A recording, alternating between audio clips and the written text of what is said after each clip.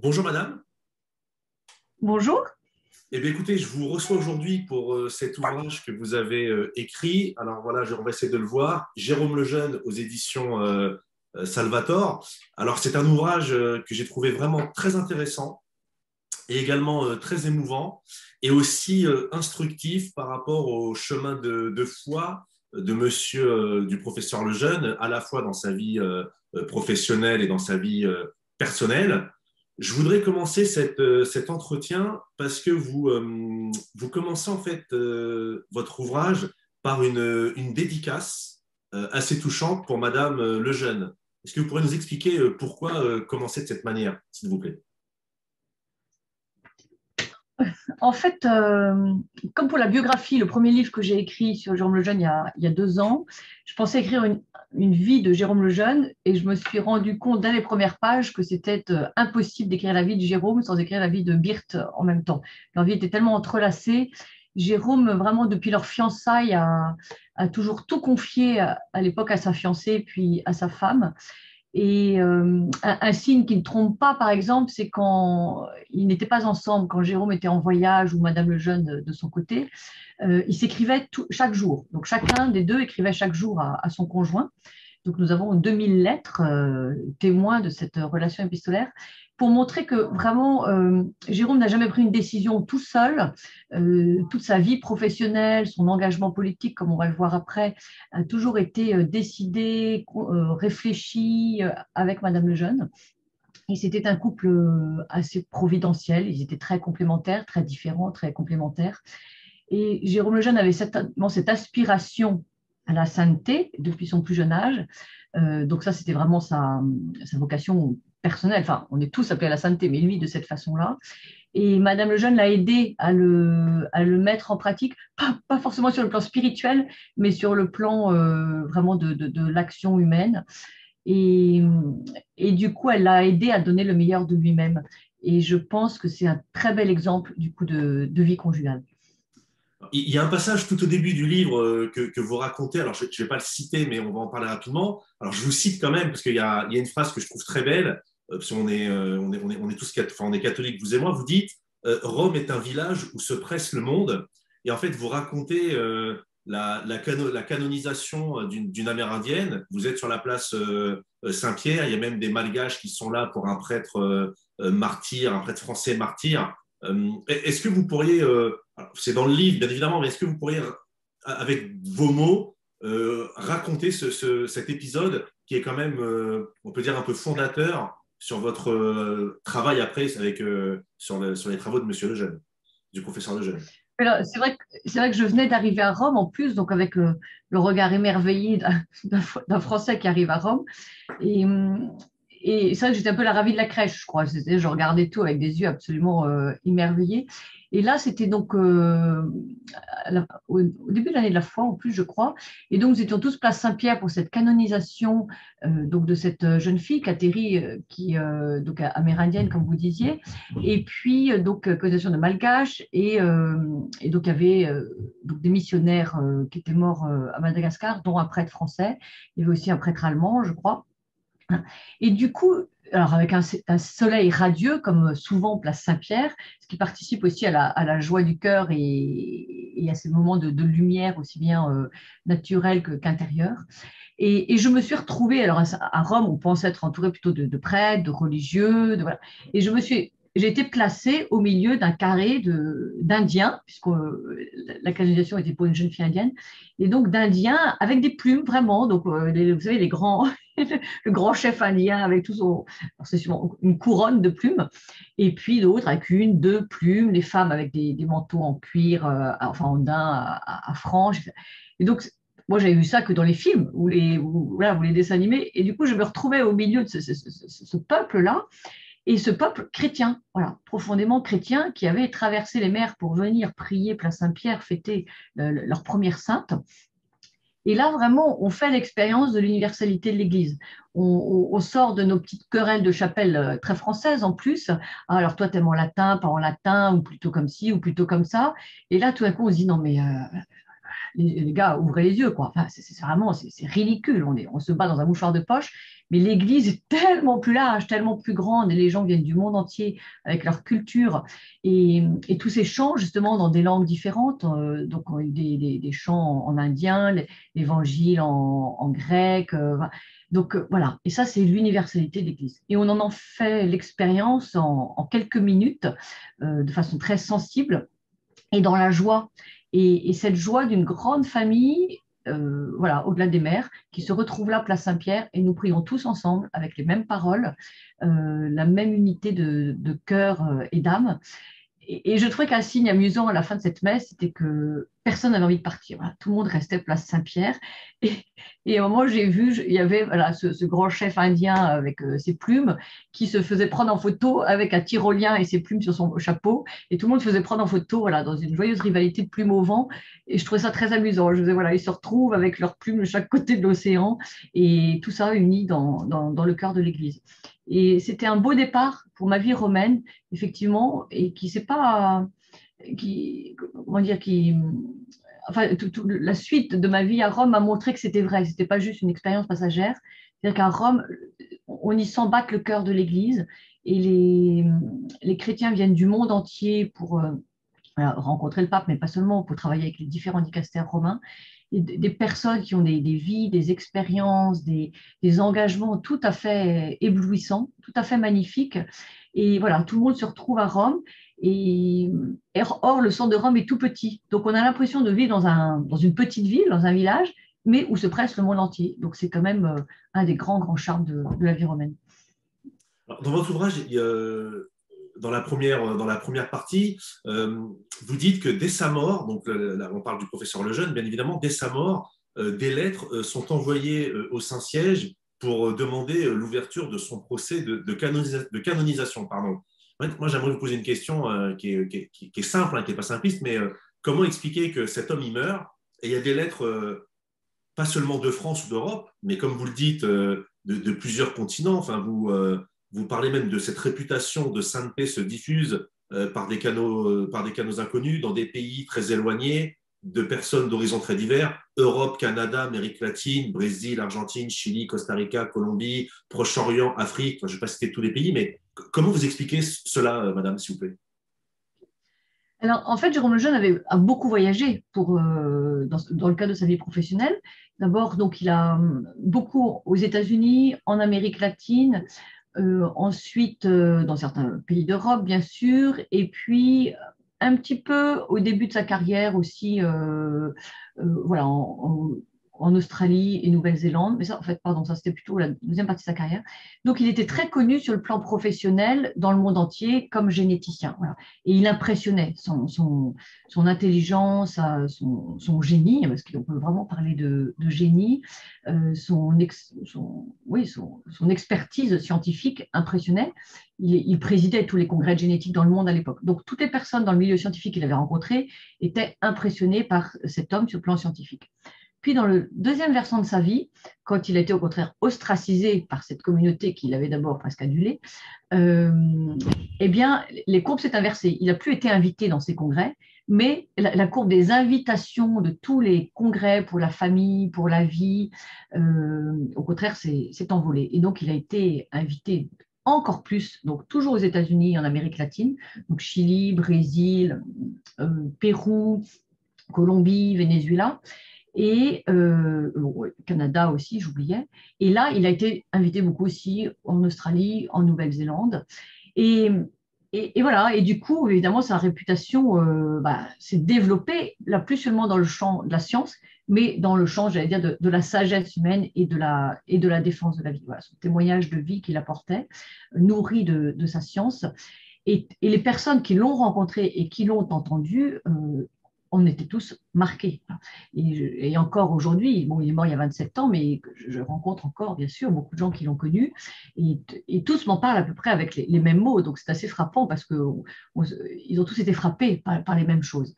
Et du coup, quand il est mort, ces personnes, évidemment, n'ont pas oublié du jour au lendemain tout ce qu'ils avaient reçu de lui, et ils avaient tous beaucoup avaient dans le cœur cette impression, cette certitude que c'était un saint. Et donc, spontanément, beaucoup de ces personnes qu'il avait rencontrées dans le monde ont écrit au Vatican pour demander, ou à Madame Lejeune, pour dire qu'il faut absolument ouvrir un procès de canonisation. Et le jour même de sa mort, il y a eu une pétition donc, en Amérique latine, une cinquantaine de personnes qui ont écrit le jour même au Vatican en disant nous demandons l'ouverture d'un procès de canonisation pour Jérôme Lejeune. Et j'oubliais bien sûr aussi à Rome, comme il a été beaucoup à Rome même, beaucoup de cardinaux ou de personnes avec qui il a travaillé ont demandé au pape l'ouverture et ils l'ont demandé avec insistance pendant 10 ans, jusqu'à l'ouverture effective du procès de canonisation. Alors, dans la vie de Jérôme Lejeune, du professeur Lejeune, il y a des rencontres qui vont être déterminantes. Et là, je vais vous citer, donc c'est un paragraphe qui est un petit peu long, mais je pense que c'est important que les gens l'entendent, parce que parfois, dans la vie, il y a des embranchements qui se font ou qui ne se font pas. Et là, je vais vous lire et puis vous commenterez si vous le voulez bien. Quand le professeur Turpin lui offre ce poste, la proposition est inattendue pour Jérôme, car, ayant échoué par 3 fois à l'externat, il sait que sa carrière hospitalière est compromise et il se prépare à renouer avec sa vocation première, celle d'un médecin de campagne. Mais Raymond Turpin n'a pas le même avis. Ayant remarqué, lors d'un stage, les grandes capacités de Jérôme, il décide de lui confier la consultation de ses patients différents et la recherche sur les causes génétiques de leur affection. D'inattendu, cette proposition devient providentielle pour Jérôme, qui est pressé de trouver un poste stable, car il est sur le point de se marier. Et providentielle pour ses enfants malades, comme l'avenir le montrera. Si vous pouvez revenir là-dessus, s'il vous plaît, madame. Oui, c'est assez étonnant en fait, parce que donc on voit dans la carrière de Jérôme Lejeune, c'était un homme vraiment très doué, très intelligent, et pourtant il a raté 3 fois, ou 4 même, l'externat, le concours d'externat de médecine. Donc la première année, parce qu'il avait passé 1 an avant les autres pour essayer de gagner un peu d'argent pour pouvoir faire vivre ses parents, qui à l'époque étaient ruinés après la guerre. La deuxième année, parce que Madame Lejeune dit, en fait, il était un peu lent, donc il n'avait pas eu le temps de finir sa copie. Et la troisième année, il a pris le métro dans le mauvais sens. Et donc, quand il est arrivé, les portes de la maison d'examen étaient fermées. Bon. Donc, sa carrière hospitalière, universitaire, était fermée. Il pouvait devenir médecin, mais il ne pourrait jamais devenir professeur de médecine et professeur d'université. Pour lui, ce n'était pas très grave, il voulait être médecin de campagne à l'origine, donc il revenait un peu à ses premiers amours, forcé contraint. Et il se trouve que, donc, devant chercher un poste rapidement l'année d'après, le professeur Turpin, chez qui il avait fait un stage, lui propose de s'occuper de ses enfants, qu'on appelait alors mongoliens, dont personne ne voulait s'occuper. Et il disait, il y a sûrement quelque chose à faire. Si vous voulez, Turpin ne lui a pas dit, mais il avait repéré quand même les qualités assez exceptionnelles de ce stagiaire. Donc, si vous voulez, je vous les confie. Et puis, en gros, si ça vous amuse, vous cherchez pourquoi ils sont comme ça. Et en fait, le jeune est effectivement bouleversé par cette rencontre. Et comme vous l'avez dit, comme on le voit dans cette lettre, il propose tout de suite à sa fiancée, 1 semaine avant leur mariage, il lui propose ce projet de vie. Voilà. Nous pourrions chercher pourquoi ils sont comme ça et trouver comment les guérir. Et cela nous demandera beaucoup de sacrifices, nous ne serons pas riches, mais c'est un très beau projet. Et en fait, je me dis, s'il avait eu l'externat, il n'aurait sûrement pas travaillé chez le professeur Turpin. Donc, il n'aurait pas donné sa vie pour ses enfants qu'on appelle maintenant trisomiques. Donc, on se dit quand même, c'est extraordinaire parce que ces 3 échecs très étonnants dans la vie de Jérôme, qui était assez bon à l'école et qui était très brillant après, comme si le Seigneur le voulait à cet endroit-là. Voilà.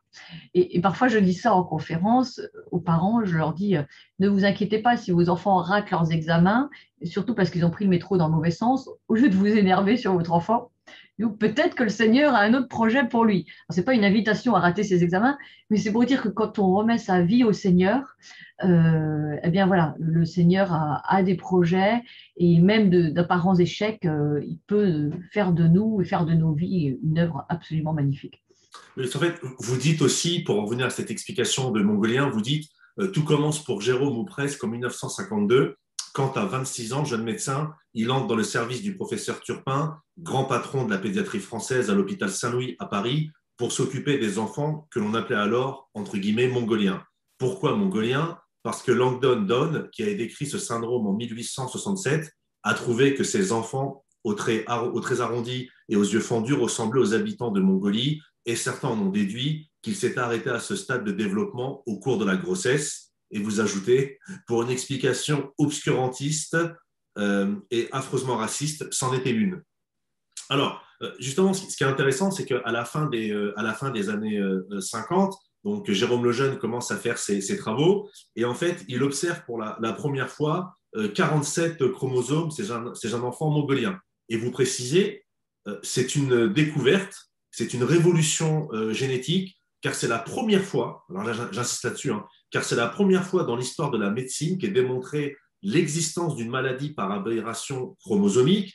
Et c'est aussi une révolution sociale, car elle prouve que ces enfants ne sont ni porteurs d'une tare héréditaire ou contagieuse, ni, entre guillemets dans votre texte, le fruit du péché. Par cette découverte, Jérôme brise cette chape de plomb qui a écrasé tant de familles et offre un avenir aux enfants.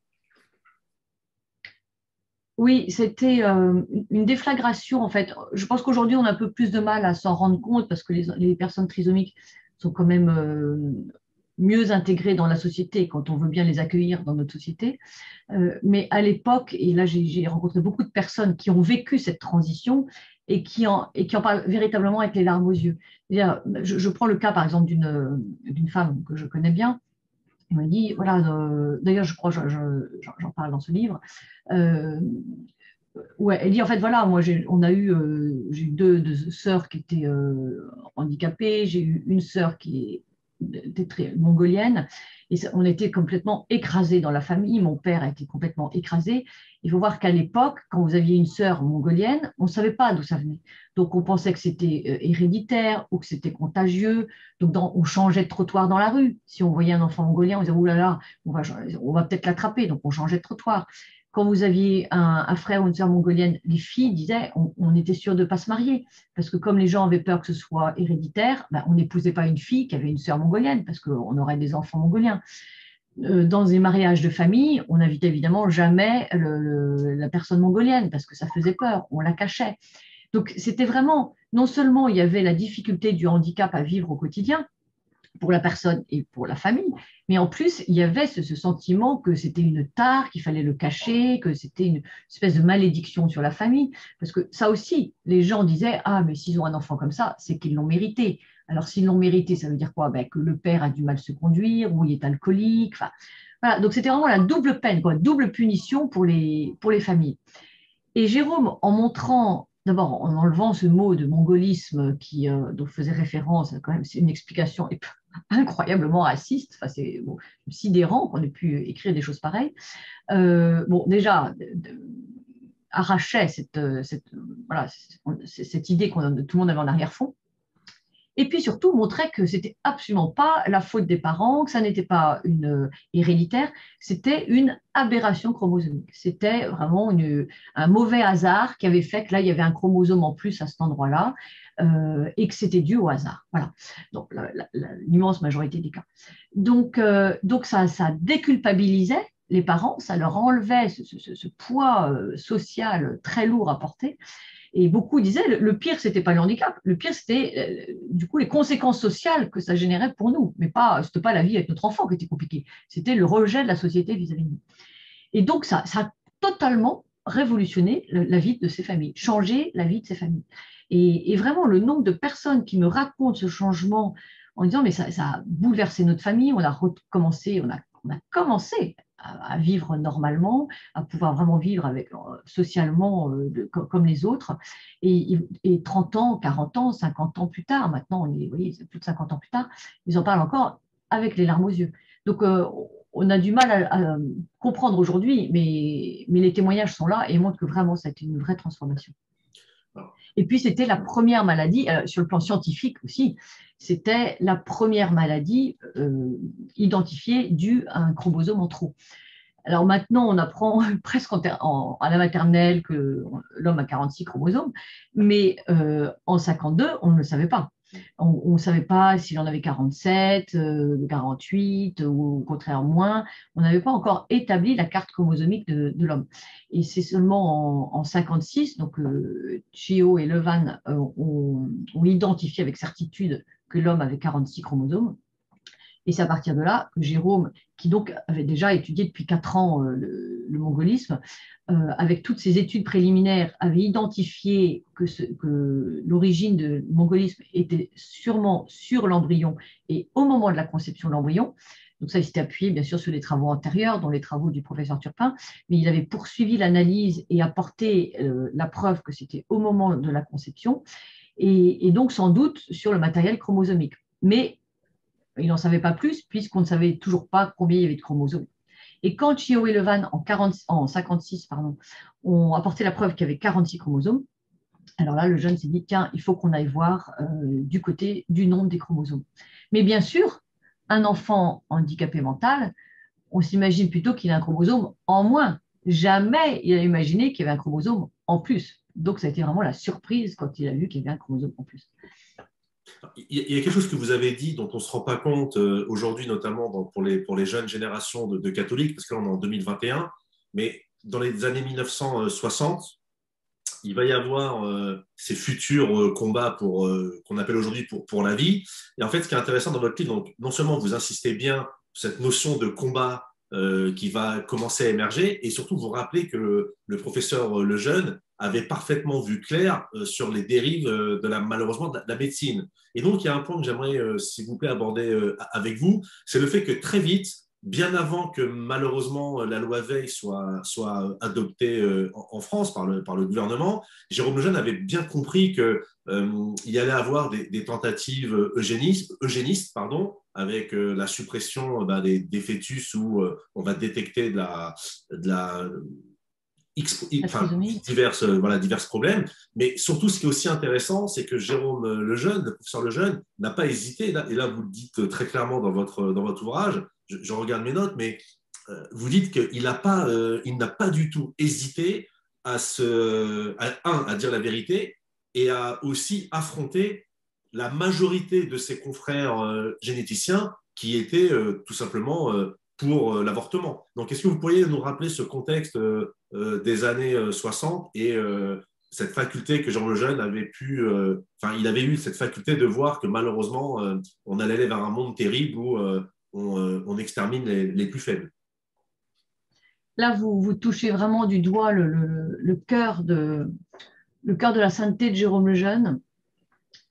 En fait, c'est vrai que dans les années 60-65, pour resituer donc la découverte en 58, il était déjà avant nommé expert sur les radiations atomiques parce que c'était déjà un grand spécialiste sur les questions atomiques en tant que généticien. Après la guerre, Hiroshima, Nagasaki, les généticiens se penchent sur les effets des radiations atomiques en génétique. Donc il était expert sur ces sujets. Puis il y a la découverte de la trisomie, s'enchaînent d'autres découvertes de sa part. Et donc, il est nommé en 64, on crée pour lui en France la première chaire de cytogénétique et il en devient le premier professeur. Il crée la génétique comme discipline à part entière en France. Il crée le premier certificat de cytogénétique.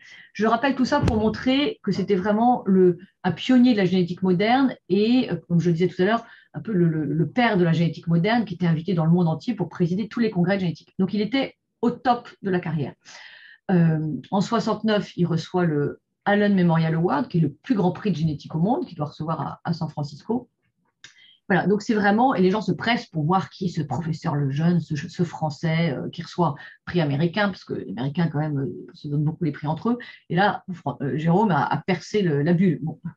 Et d'ailleurs, c'est assez amusant, mais à cette époque-là, Jérôme écrit souvent à sa femme en disant « Je suis étonné de voir à quel point la médecine française a au moins 3 ou 4 ans d'avance sur la médecine américaine. » C'est important parce qu'on a souvent un petit complexe quand même d'infériorité sur le plan scientifique. Alors, c'est peut-être vrai aujourd'hui, je ne sais pas, mais dans les années 70, c'est certain que la génétique française était très en avance sur la génétique américaine. Voilà, tout ça pour resituer le contexte de la qualité académique de Jérôme Lejeune. Et dans ces congrès-là, qu'est-ce qu'il observe? À partir des années 67-68, il commence à observer parmi ses pairs, généticiens et médecins, un discours qui revient de plus en plus souvent, disant, ben voilà, maintenant qu'on peut identifier avant la naissance les enfants qui sont porteurs d'une maladie, d'une aberration chromosomique, eh bien, on pourra les empêcher de naître, et puis les parents feront un autre bébé après, et puis comme ça, l'affaire est réglée. Voilà. Et alors, pour Jérôme Lejeune, quand il entendait ça au début, il n'en croyait pas à ses oreilles. Et d'abord, parce que c'était grâce à sa découverte de la trisomie 21 qu'on pouvait identifier les fœtus in utero porteurs d'une trisomie 21, et grâce à la découverte d'un autre grand chrétien, Sir Lillet, qui était de Nouvelle-Zélande, qui avait pratiqué la première amniosynthèse en vue de soigner les enfants qui auraient pu être soignés in utero grâce à ce qu'on avait pu identifier dans ce diagnostic prénatal. Et donc la découverte de deux grands chrétiens qui ont été faits pour soigner les enfants se retournait contre ces enfants pour les identifier, les diagnostiquer avant la naissance et les sélectionner et les avorter. Donc pour Jérôme, c'était vraiment un contresens absolu de la médecine. Il disait, voilà, le serment d'Hippocrate, 400 ans avant Jésus-Christ, donc ça n'a rien de chrétien, le serment d'Hippocrate, c'est de soigner, de prendre soin, de ne jamais évidemment porter atteinte à la vie de son patient, et c'est même précisé, et ne pas donner de PCR abortif à une femme, même si elle le demandait. Donc c'est très clair, 400 ans avant Jésus-Christ. Et Jérôme dit, mais tous les médecins, nous avons prêté ce serment. Donc nous sommes tenus sur l'honneur à suivre ce serment d'Hippocrate. Et alors vous me dites, oui, vous dites ça parce que vous êtes catholique. Je dis, non, pas du tout, je dis ça parce que je suis médecin, et ça, à Hippocrate, c'est 400 ans avant Jésus-Christ. Bien sûr, quand on est catholique, chrétien, on a, j'allais dire, une raison supplémentaire de ne pas attenter à la vie de son patient parce qu'on sait qu'il est fait à l'image de Dieu. Mais en fait, Jérôme n'allait jamais sur ce terrain, sauf peut-être dans des conférences auprès de familles catholiques, mais le plus souvent, c'est des conférences scientifiques, et donc il restait sur le terrain de la médecine, et en disant, si on utilise maintenant la médecine pour attaquer nos patients au prétexte qu'ils sont malades, c'est le contraire même de la médecine. Donc, c'est une défaite de l'intelligence, c'est une défaite de la médecine, c'est-à-dire qu'on ne cherche plus à guérir, mais on supprime ceux qui sont malades. Donc il faut qu'on change de métier, il faut qu'on change de nom. Et donc, cette certitude, pour lui, était, enfin voilà, c'est une évidence depuis, enfin, une évidence. Donc, quand il a commencé à entendre ses premiers discours dans des petits congrès ou des petites tables rondes, très simplement, très naturellement, il a expliqué cela. Donc ça, on est dans les années 68, 69, bon, avant que ça devienne un sujet politique. Ça passe dans la vie vraiment politique publique. Et à sa grande surprise, dans ses premiers congrès aux États-Unis où il dit ce qu'il pense, tout simplement, comme ça, dans les tables rondes, vraiment entre experts, il est très étonné de voir à la fin les gens, d'autres médecins qui viennent le voir et qui disent ah, professeur, merci d'avoir dit ça, je suis très content que vous l'ayez dit, moi je n'ai pas osé le dire, mais je suis d'accord avec vous. Et d'ailleurs, je vois d'autres médecins qui étaient un peu hésitants, et grâce à ce que vous avez dit, ça leur a rétabli les idées, et maintenant ils pensent comme vous. Et du coup, il écrit à sa femme, il dit, je suis vraiment étonné de voir que les gens n'osent pas dire ce qu'ils pensent. C'est pourtant pas compliqué de dire ce qu'on pense, faut dire gentiment, simplement, mais pourquoi est-ce que les gens ont peur de dire ce qu'ils pensent? Ça, c'était un grand étonnement pour lui, comme dans mai 68 en France, hein, où les gens avaient peur des émeutiers, et lui, tous les matins, était à la fac, tous les matins, était au labo, il poussait les piquets de grève, il rentrait à l'université, et avec une telle assurance calme que même les émeutiers les plus énervés de mai 68, eh ben, s'écartaient pour le laisser passer. Et voilà, il avait cette assurance parce que c'était simple, c'était une évidence. Donc, ce n'était pas la peine d'arriver en hurlant et s'exciter. C'était une évidence intellectuelle et en plus une évidence spirituelle. Donc, il y avait cette unité intérieure qui lui donnait cette force tranquille. Alors après, quand les débats se sont compliqués, ils sont devenus véritablement venimeux sur le plan public, social, Jérôme, c'était pas un. Enfin, c'est vraiment un chercheur, hein. C'était vraiment un scientifique qui n'était bien que dans son labo à faire ses recherches pour trouver comment les guérir, en consultation à recevoir ses patients. Donc, tous les matins, il avait des consultations, tous les après-midi, il avait sa recherche à Paris, donc à l'hôpital Necker, et en famille. Donc, il n'avait pas du tout envie de courir les tribunes, les plateaux de télévision, etc. Mais en même temps, quand il a été vraiment appelé à défendre ses patients, et là je cite cet exemple de ce petit, donc il y a la première émission télévisée en fait en France sur ces sujets-là, sur le dépistage des enfants trisomiques et l'éventualité d'une loi qui permettrait de les avorter. Donc là, Jérôme est invité à parler à la télévision et il y va. Et donc il est très ferme, il dit les choses très fermement. Bon, parce qu'à un moment, on demande au docteur Perret qui veut faire passer cette loi. Quelqu'un lui dit, mais alors, donc, qu'est-ce que vous voulez faire en fait? Et le docteur Perret dit, mais c'est une démarche prophylactique. Et là, Jérôme Lejeune répond très fermement, non, la prophylaxie, c'est empêcher une maladie, ce n'est sûrement pas de tuer un malade. Donc voilà, il est très clair avec les mots. Et le lendemain, à sa consultation, arrive un petit jeune homme trisomique avec ses parents, et ce petit garçon se jette dans les bras du professeur Lejeune et lui dit, professeur, défends-nous. Et là, Jérôme dit à ses parents, mais qu'est-ce qui se passe? Et les parents lui disent, en fait, il a regardé la télévision hier et il a très bien compris que ce député voulait voilà, sélectionner et tuer les enfants comme lui. Et ce jour-là, Jérôme est rentré, comme tous les jours, déjeuner chez lui, rue Galande, et il est arrivé, Madame Lejeune dit, pour la première fois de ma vie, j'ai vu Jérôme, il était blanc comme un linge, les larmes aux yeux, et il nous a dit, il va falloir que je prenne publiquement la défense de mes petits malades, parce que si moi je ne le fais pas, moi qui suis leur porte-parole, voilà, leur avocat naturel, eux ne pourront pas le faire tout seuls. Et c'est à ce moment-là qu'il a vraiment décidé de rentrer dans la bataille et de dire, voilà, partout à la télévision, à la radio, en conférence, la dignité de la vie de ses enfants et que de vouloir les tuer au prétexte qu'ils étaient malades, c'était vraiment le non-sens de la médecine. C'était le contraire de la médecine et que la fraternité biologique nous unit tous et elle nous impose d'accueillir tout le monde et de soigner et de jamais, au contraire, accélérer et supprimer quelqu'un au motif qu'il est malade. Et par ailleurs, et donc, il a eu... Allez-y, allez-y. Pardon, juste pour dire qu'effectivement, donc il a été d'une force incroyable, parce qu'on y reviendra peut-être, mais enfin, du coup, beaucoup de gens se sont déchaînés contre lui quand même, parce que c'était un discours inaudible, puisque il y avait tout un lobbying énorme, politique, médiatique, pour faire passer l'avortement. Donc avoir ce médecin reconnu dans le monde entier qui disait tout simplement mais la médecine est là pour soigner et pas pour tuer, c'est le contraire de la médecine de vouloir faire ça, donc jamais un médecin ne pourra faire d'avortement. C'était très simple, ça parlait à la raison, toute personne de bonne volonté pouvait le comprendre et tout médecin avait prêté serment.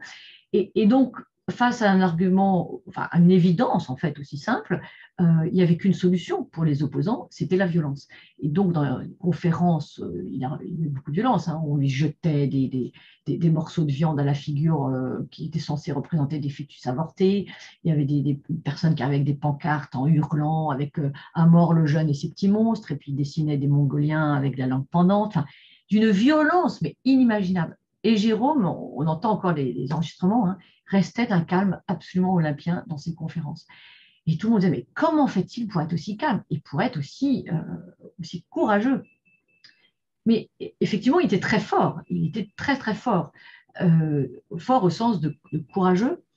Mais je crois que ce courage, enfin c'est une évidence, venait de cette certitude intérieure, cette certitude de l'intelligence, voilà, et de son cœur. Voilà. Et tout ça était tellement unifié, donc il n'aurait pas pu dire le contraire et il n'aurait pas pu se taire sans se renier lui-même.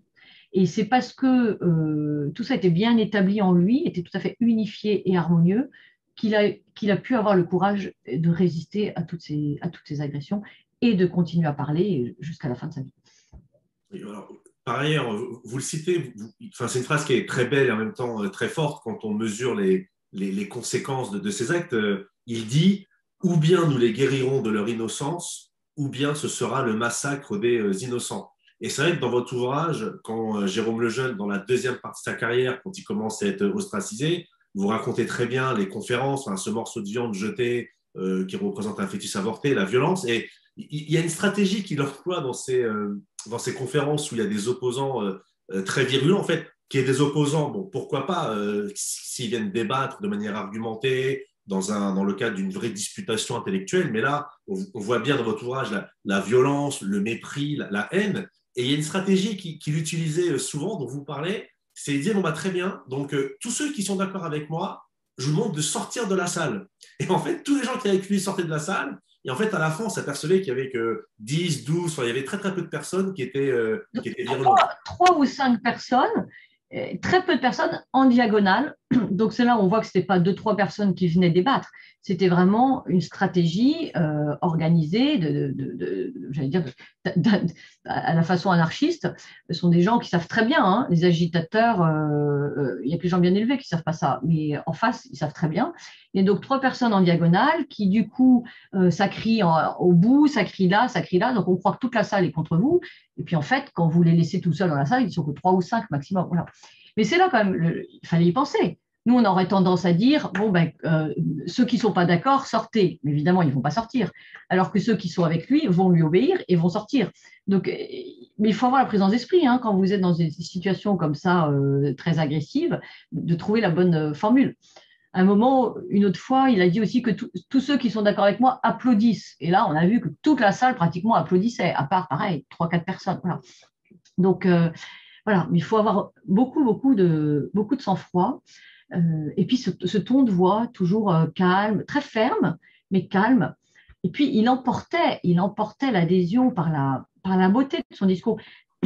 Lui n'était jamais dans un discours contre. Il disait les choses, bien sûr, il était contre l'avortement, mais il ne faisait pas des conférences contre l'avortement. Il faisait des conférences sur la vie, sur la beauté de la vie, la dignité de la vie. Il racontait souvent l'histoire de Tom Pouce, dont je ne sais plus si j'en parle dans ce livre ou dans la biographie. Voilà, ce petit homme plus petit que mon pouce, et donc évidemment le fœtus. Et voilà, donc il décrit le développement du fœtus dans le ventre de la maman à quelques jours, quelques semaines, au moment où son cœur bat, etc. C'est ravissant, c'est très beau, tout est vrai. Et je crois qu'une partie de son génie, et qui fait qu'il touchait tellement les gens, c'était que tout a d'abord été très scientifique, donc tout était très, très juste, très vrai, et qu'il n'utilisait pas la science, ça c'est très important, il n'utilisait pas la science pour, comment dire, euh, parfois vous savez, on dit, bon, alors je veux montrer ça, donc je vais prendre telle chose, tel chiffre, je vais faire ma petite cuisine, et puis je vais démontrer la conclusion à laquelle je vais arriver. Mais ce n'est pas juste intellectuellement. Lui, il partait de la réalité des faits, et à partir de là, il en tirait des conclusions objectives. Voilà. Et donc, il partait de la réalité du développement fœtal, par exemple, de la conception de l'embryon puis le fœtus, mais il le décrivait avec poésie.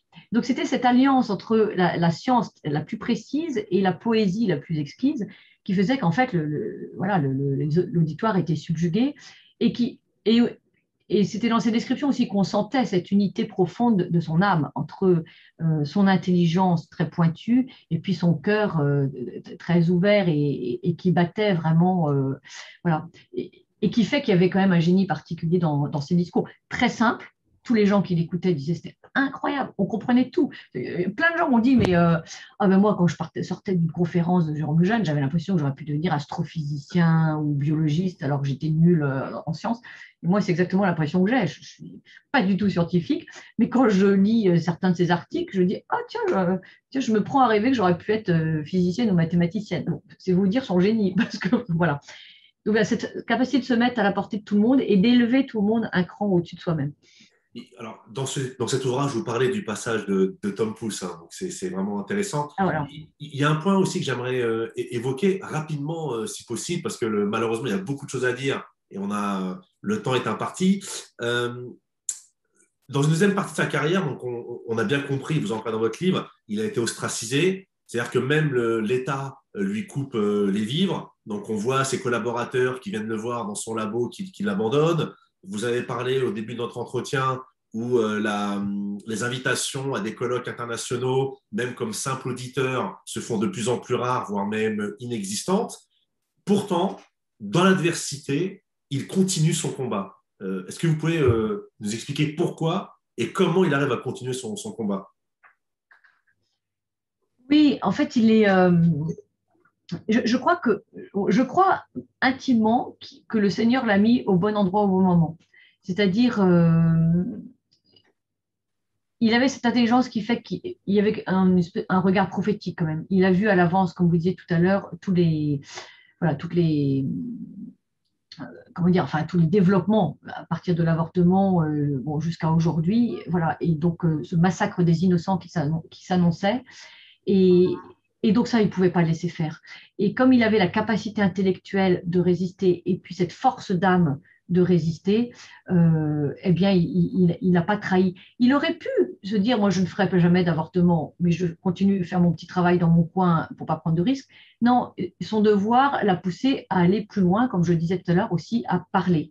Et, euh, et voilà. Et donc, il a parlé jusqu'à la fin, parce que malheureusement, les choses n'ont pas changé. Et, et il était appelé partout dans le monde, donc il n'avait pas le cœur de résister, il n'avait pas le cœur de dire non, je vais me taire.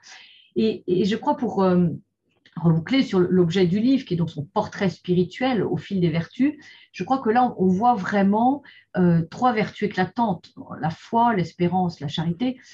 La foi, c'est pas un sentiment comme ça, hein, de vague de Dieu, c'est vraiment l'intelligence qui adhère à la vérité. C'est la définition de la foi chez saint Thomas, l'intelligence qui adhère à la vérité. Donc son intelligence de scientifique, et c'est là où c'est très important, c'est l'unité de l'intelligence qui, pour Jérôme Jeune, il a montré qu'il y avait vraiment une harmonie entre la foi et la science. Voilà. Qu'on n'était pas scientifique ou croyant, on pouvait être un très grand scientifique croyant, puisque le scientifique étudiait le monde qui était créé par Dieu. Donc forcément, s'il l'étudiait bien et s'il comprenait bien comment le monde fonctionnait, forcément, il y découvrait, ça allait dans le même sens que ce que la révélation allait lui apporter. Donc cette intelligence vraiment aimantée par la vérité faisait qu'il ne pouvait pas se taire ou dire le contraire de ce qu'il voyait, aussi bien sur le plan scientifique que sur le plan de la foi.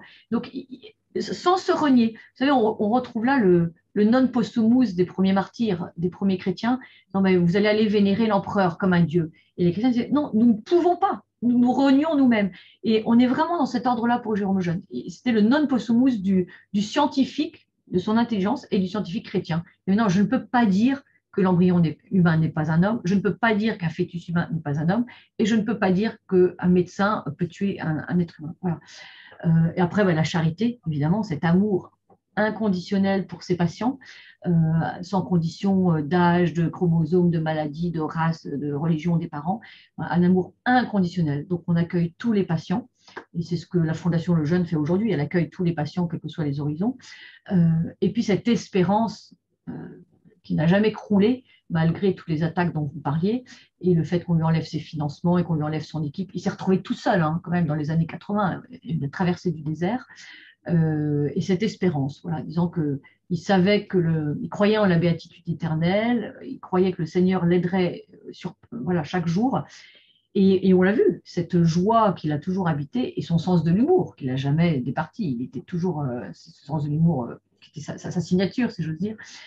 Voilà, donc tout ça parce qu'il était habité, en fait, de la vérité. C'était vraiment un serviteur, un amant de la vérité, je pense. J'aime à le décrire comme le serviteur de la vérité et le serviteur de la vie, le serviteur du Verbe incarné. Je crois que c'est les mots qui le définissent bien. J'aimerais qu'on en parle très rapidement.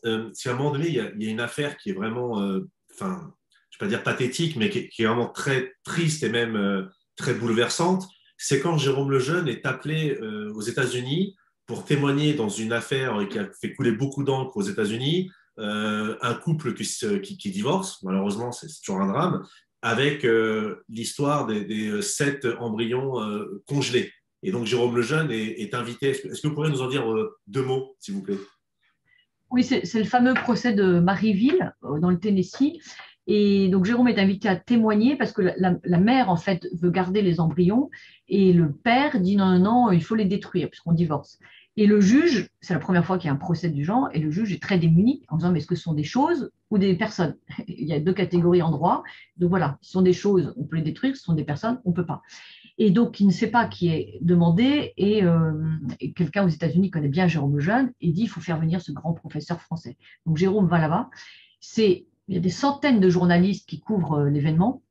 Et en fait, Jérôme décrit sur le plan scientifique, justement, qu'est-ce que c'est qu'un embryon, donc le développement embryonnaire. Son témoignage est absolument bouleversant. Et le juge Del Young demande 3 jours de réflexion à partir de ces différents témoignages. Et à la fin, il témoigne, enfin, il tranche, pardon, il juge en disant, eh bien, ces embryons sont bien des personnes in vitro, donc nous ne pouvons pas les détruire. Donc, c'était un procès qui a fait jurisprudence, parce que ça a vraiment montré la personnalité humaine des embryons humains. Et ce qui est très bouleversant, c'est que dans ce procès, écoutait parmi le public le médecin, voilà, Dubrovski, qui avait fait ses embryons. Il travaillait dans le laboratoire qui avait fait les embryons. Il avait fait ses embryons. Il se trouve que ce médecin était chrétien, qui pratiquait aussi des avortements, des fécondations in vitro. Et il était quand même voilà, mal à l'aise parce qu'il savait très bien que ce n'étaient pas des pratiques qui étaient compatibles avec sa foi chrétienne, mais il savait qu'à chaque fois qu'il mettait sa blouse blanche le matin, il fallait qu'il mette sa foi dans sa poche. Voilà. Mais il était mal à l'aise dans cette situation, il le vivait de plus en plus mal, et donc il a voulu aller écouter ce que ce Jérôme le Jeune, grand généticien et aussi grand chrétien, pouvait dire. Et donc la démonstration de Jérôme le Jeune n'a été évidemment que scientifique, il n'a pas du tout parlé d'arguments de foi, il n'a parlé que d'arguments de raison sur qu'est-ce que c'est que l'embryon. Et en fait, c'est un très bel exemple parce que John Dubrovsky, donc ce jeune médecin, en écoutant Jérôme le Jeune, s'est dit, Jérôme notamment a dit, il n'y a pas de pré-embryon. Et les gamètes, dès la fusion des gamètes, il y a un embryon. Donc parler de pré-embryon, c'est faux scientifiquement. Et ce médecin s'est dit, en fait, il a raison. C'est nous qui avons inventé le mot pré-embryon dans nos laboratoires pour nous éviter d'avoir à penser en conscience à ce qu'on faisait, mais je sais bien qu'il a raison. Mais alors, s'il a raison, moi, il faut que j'en tire les conclusions. Il faut que je vive en harmonie avec cette vérité intellectuelle, cette vérité tout court. Et il s'est converti. Ce médecin s'est converti et il a décidé d'arrêter ses pratiques sur destruction des embryons et de manipulation d'embryons. Et quelques jours plus tard, il est retourné au laboratoire et il a dit à sa chef, il a rendu sa blouse et il a dit j'arrête ces manipulations, c'est incompatible avec ce que mon intelligence me dit et ce que ma foi me dit. Et à partir de là, il a créé un réseau de cliniques à la pointe de la modernité pour aider les femmes enceintes en difficulté. Et c'est un très bel exemple parce que c'est une conversion de l'intelligence. Et Jérôme disait toujours, il n'y a qu'une façon de lutter contre l'obscurantisme, c'est la vérité, la vérité, la vérité. Rappeler la vérité. Dieu est la vérité. Donc rappeler la vérité, même sur un plan purement intellectuel, c'est déjà un pas vers Dieu. Et c'est vrai, c'est ceux qui sont pour la mort, c'est ceux qui sont contre la vie, qui sont toujours obligés d'inventer des mots, pré-embryon, gestation pour autrui, voilà, qui sont obligés de flirter avec le mensonge, voire de mentir carrément, parce que la vérité, elle est une. Donc la vérité scientifique, elle nous amène aussi vers la vérité de Dieu. Et la vérité scientifique, je dis ça avec un petit V, parce qu'on sait bien qu'en science, tout ce qu'on découvre est appelé à être… voilà. Donc, il n'y a pas de grand V à une vérité scientifique. Il y a certains faits qu'on découvre et qui se maintiennent et qui sont vrais. Et donc, ceux-là vont forcément dans le sens de la vérité avec un grand V. Et Jérôme Lejeune a converti, en fait, beaucoup de personnes sur le plan intellectuel et qui sont devenues des conversions de cœur. Et le juge, notamment, Del Young, qui était protestant, a été tellement bouleversé par le témoignage de Jérôme Lejeune qu'il a traversé l'Atlantique pour venir se recueillir sur la tombe de Jérôme Lejeune après sa mort. Et aux États-Unis, beaucoup des amis de Jérôme Lejeune étaient protestants et étaient bouleversés par Jérôme. Et ils m'ont écrit après en disant « Nous souhaitons la canonisation de Jérôme Lejeune ». Pour un protestant, vous voyez, c'est quand même étonnant. L'exemple de Jérôme Lejeune transcende vraiment l'Église. C'est-à-dire qu'il a des amis protestants, juifs, musulmans. Tous sentent en lui vraiment un homme de charité exceptionnel, un homme de foi, un homme de Dieu. Vraiment, ils disent tous que c'est un homme de Dieu. Alors, ce sera ma dernière question. En fait, à lire votre ouvrage, on voit parfaitement que l'invitation à l'excellence professionnelle peut être accomplie par tout un chacun et que le but aussi d'une société, c'est qu'on voit aussi une société à non pas forcément à son évolution intellectuelle ou technique, mais à la façon dont elle traite les plus faibles et les plus fragiles. Donc, ma question, c'est est-ce que Jérôme Lejeune peut-il être un modèle pour les jeunes générations d'aujourd'hui et de demain? Certainement, il l'est déjà, et c'est très bouleversant, c'est très beau parce que je reçois beaucoup de témoignages de jeunes étudiants en médecine qui, quand ils ont découvert sa vie, soit par des expositions, des congrès, des conférences, des livres, ont été bouleversés. Et souvent, ce qu'ils me disent, c'est ils ont été très admiratifs et très émus par justement cette excellence académique. Donc, ils les entraînent eux-mêmes à donner le meilleur d'eux-mêmes et à avoir une belle carrière. Et en même temps, cette grande liberté d'esprit qui fait qu'il n'a jamais trahi ce qu'il était, il n'a jamais trahi ce pourquoi il travaillait, c'est-à-dire ses patients. au risque de sa carrière. Et il a perdu beaucoup. Il n'a pas eu le prix Nobel à la fin, donc on a vu son équipe l'a lâché, bien encouragé par le CNRS pour l'abandonner. Mais à ce moment-là, il a une autre carrière qui s'est envolée. C'était une carrière internationale pour témoigner dans tous les parlements, les tribunaux, etc. Donc, je vais dire, bien au-delà de la petite sphère scientifique. Voilà. Mais il n'a jamais eu peur de perdre sur le plan de la carrière. Il a perdu, il a gagné beaucoup d'autres choses, mais ce n'était pas ça qui l'importait de toute façon. Et c'est cette liberté qui lui donnait une force extraordinaire. Et c'est cette liberté aujourd'hui dont on a tellement besoin. On a besoin de grands témoins comme ça de la vérité. Et c'est cette liberté qui attire tous ces jeunes étudiants en médecine et ces jeunes médecins.